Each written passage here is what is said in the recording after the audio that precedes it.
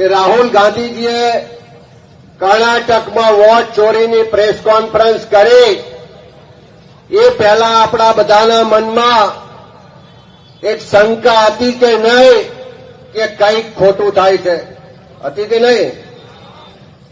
અને એ રાહુલજીએ સાબિત કર્યું કે આખા દેશના લોકોના મનમાં જે શંકા છે કે આ લોકો સત્તા પર બેઠા છે એ પ્રજાના સાચા મતથી સત્તા પર બેઠા નથી, ક્યાંક ને ક્યાંક ચોરી કરવામાં આવી છે. અને એના પુરાવા સાથે રાહુલજીએ પ્રેસ કોન્ફરન્સ કરીને આખી દુનિયાને બતાવ્યું કે આ લોકો કેવી રીતે વોટ ચોરી કરે. હમણાં આપણે ગઈકાલે પ્રેસ કરી અને આપણે પહેલા વિચાર્યું કે ગુજરાતમાં ચકાસણી કરવી છે તો શરૂઆત ક્યાંથી કરીએ?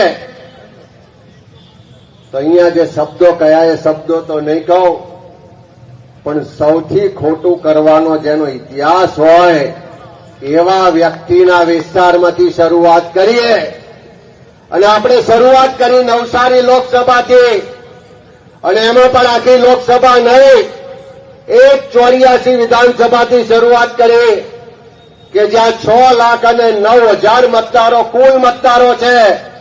આપણી આખી ટીમ દિવસ રાત બેઠી, 15 દિવસ મહેનત કરી, 2,40,000 મતદારોને એક એક પાના પર એક એક મતદારોને ચકાસ્યા.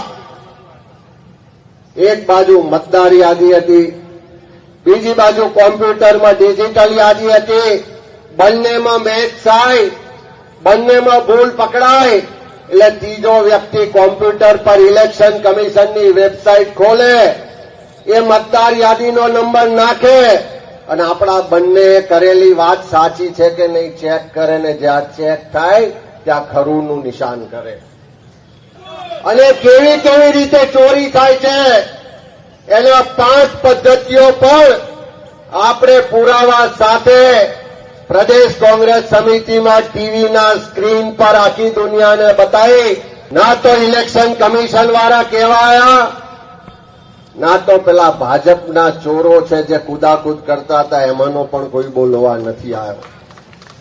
કારણ કે આ ચોરી કરવાવાળા કોઈ બીજો વિસ્તાર નહીં પણ ભારતીય જનતા પાર્ટીના પ્રદેશ અધ્યક્ષ અને નરેન્દ્રભાઈ મોદીની સરકારના કેન્દ્રીય મંત્રી. 30,000 કરતા વધારે ખોટા મતદારો એટલે 12% ટકાવારી થઈ.